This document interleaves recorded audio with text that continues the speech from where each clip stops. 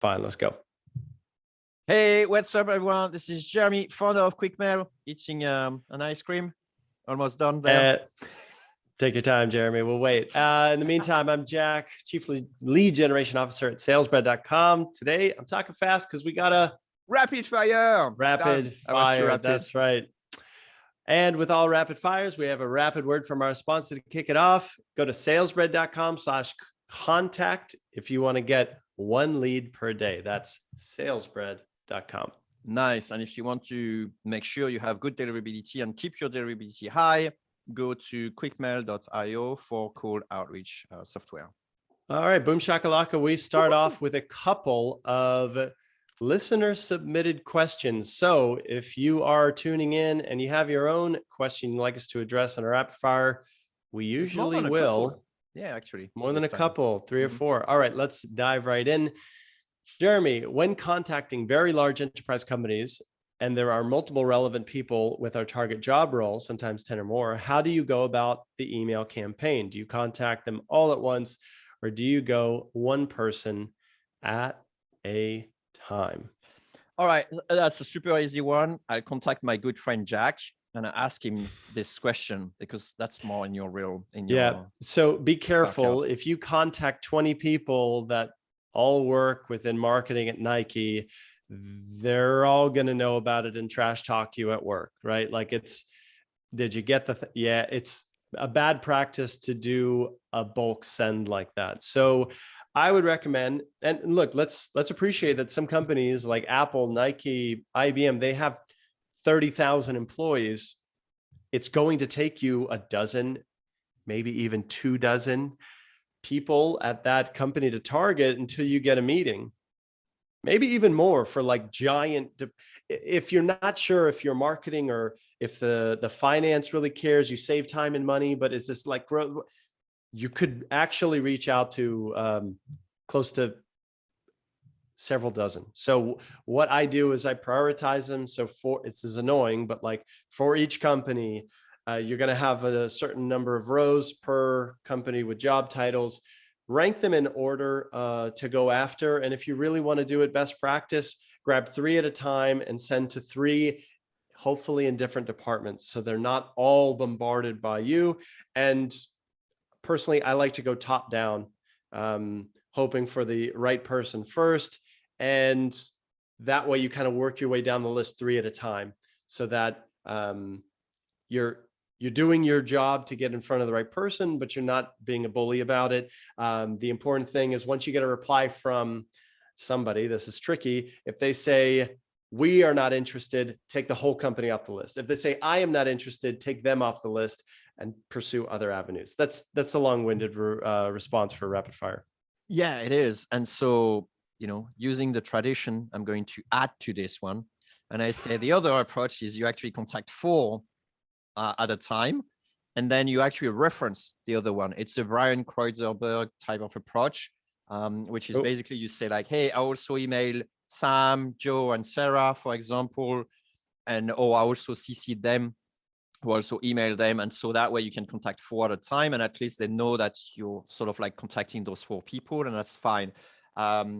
Shameless plug, in QuickMail, you could just say equal founder or equal colleagues, as a tag, and then it will automatically reference the other people in your company. So you could get away with that. 2 good things to test out. Next question. I'm serving clients who only need 1 meeting booked per week. This should be possible with 20 emails sent per day. I'd say so. Assuming I'm following best practice from the cold email course.quickmail.io, should I be creating a new inbox for them or carry it out on my client's main inbox? Great question, right? Low volume. Can I still trash my client's inbox? Yeah. It depends how good you are. If you know that your list really cares about what you're sending, if you're putting the level of personalization that we would applaud if you came on our teardown, it's safe to send. It really is. Don't send more than 3 follow-ups, and make sure you have more than at least a 15% reply rate. Hopefully 20% or more, so that you're doing a great job. If not, you got to go on a back burner account.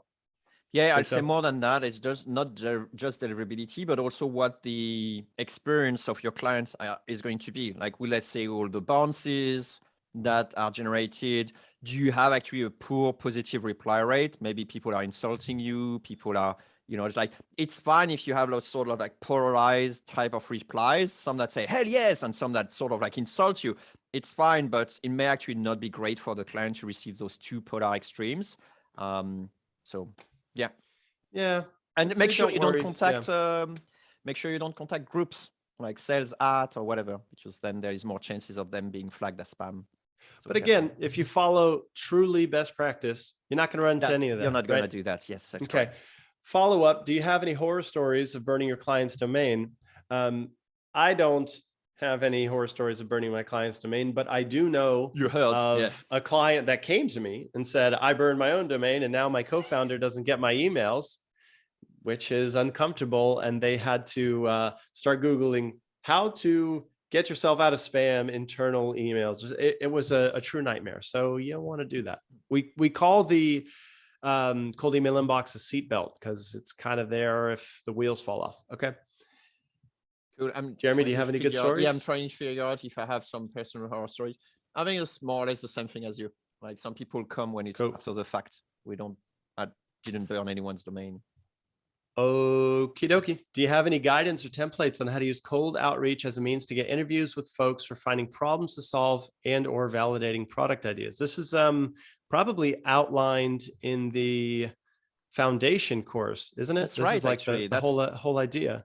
That's the whole idea, how to interview your market. One thing you could do is create a podcast that would provide some exposure to whoever you're interviewing, and then just use that as a sort of like excuse, placeholder, or whatever, in order to get to talk about this. And if you do it well, at the end of the sort of interview, say like, hey, can I just like, can we still like stick around like 20 minutes? I'd like to ask you a few questions if you're cool with that. And then you pitch them whatever idea you have, or you try to discover the ideas. And if you do your job well, then you end up with a customer. Or you could try something that I've been recommending. You actually kind of mention that up front. It's like, hey, thanks for joining. We're going to hit record in a moment, but I just want to let you know, if you're cool with it, after, stick around for a bit. I have a couple of questions how you'd approach that. You're totally free to say no, but if you're game, let's hit record and I'll see you after, whatever.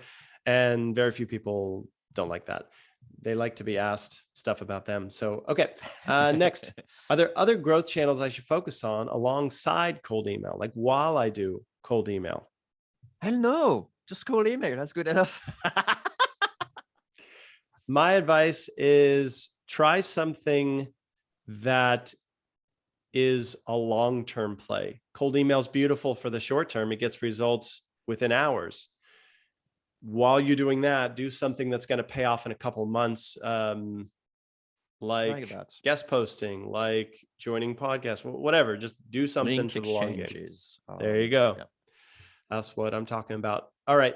Does cold email work for Gen Z prospects?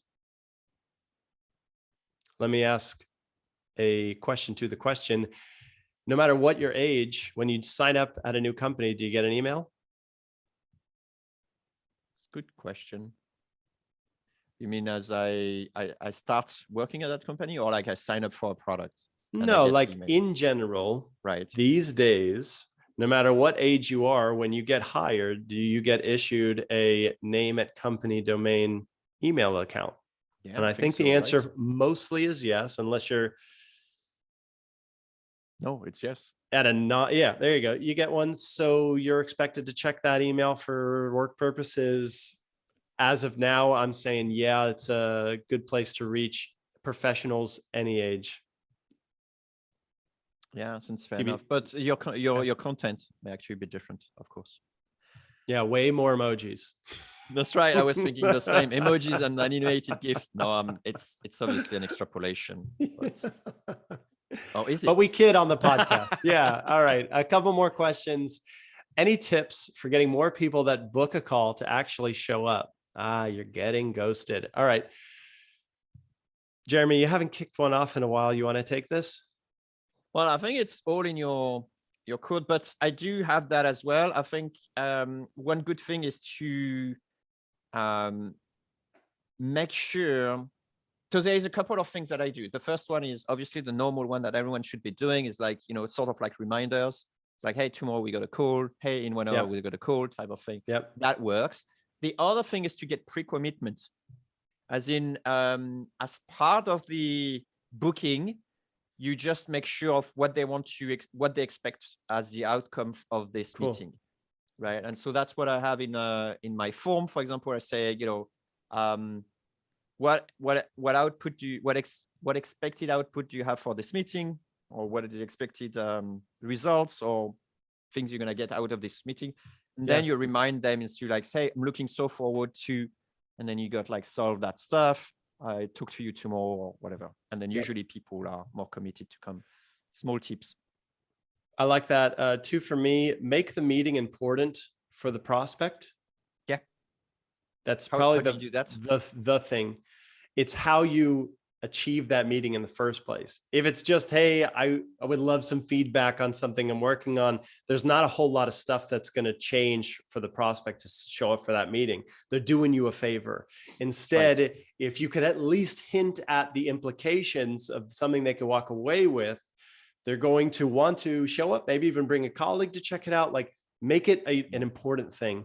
And then the second is I always not only share a Zoom invite link for the call, but I always get a mobile number for people to book me.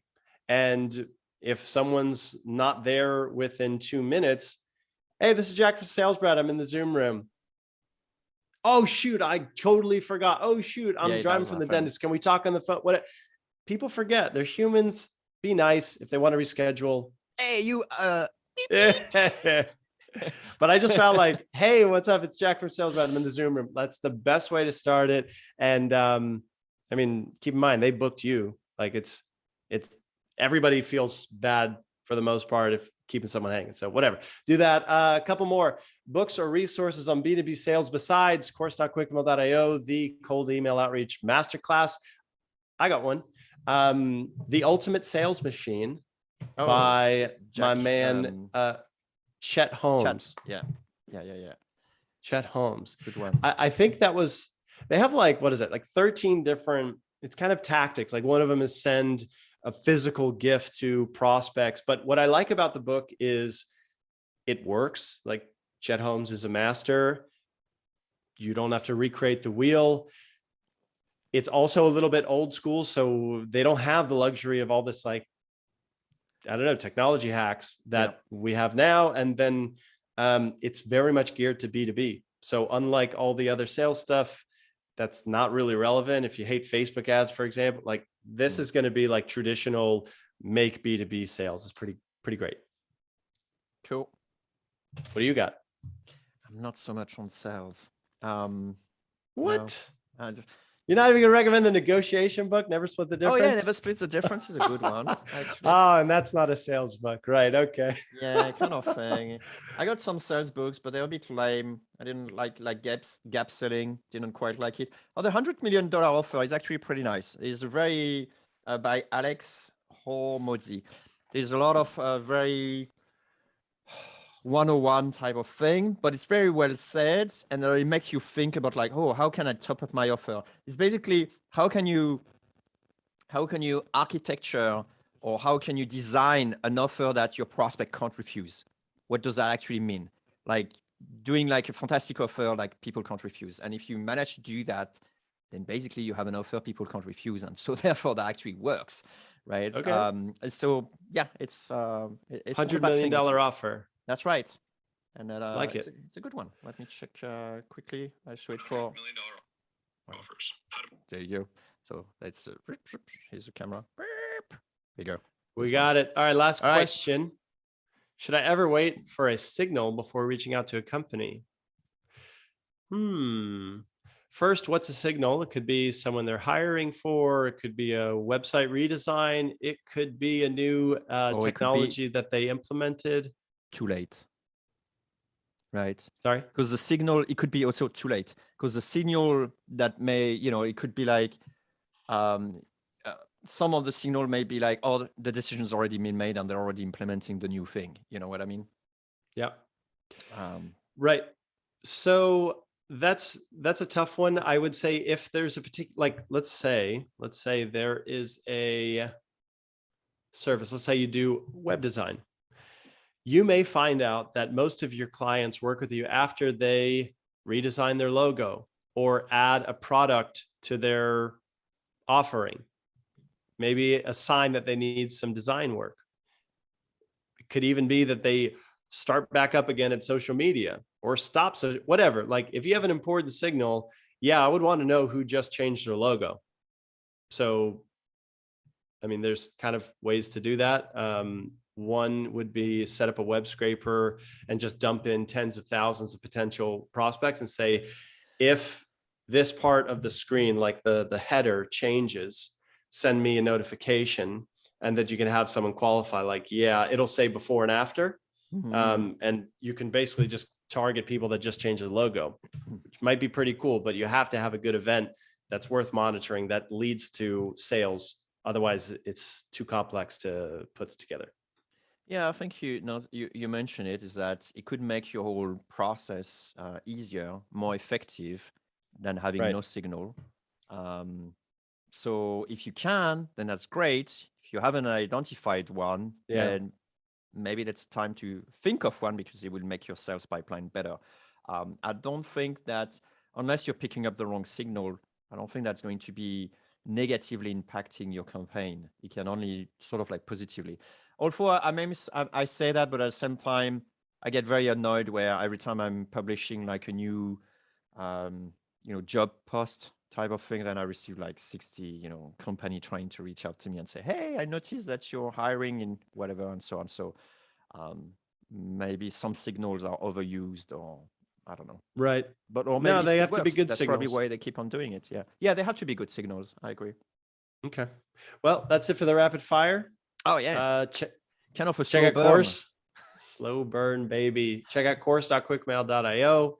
Check out QuickMail for deliverability. Check out SalesSpread for the done for you side of things. That's it. Thank you, That's it. Jeremy. Thank you, Jack. All right. See you next time. Catch you Bye. later. Bye.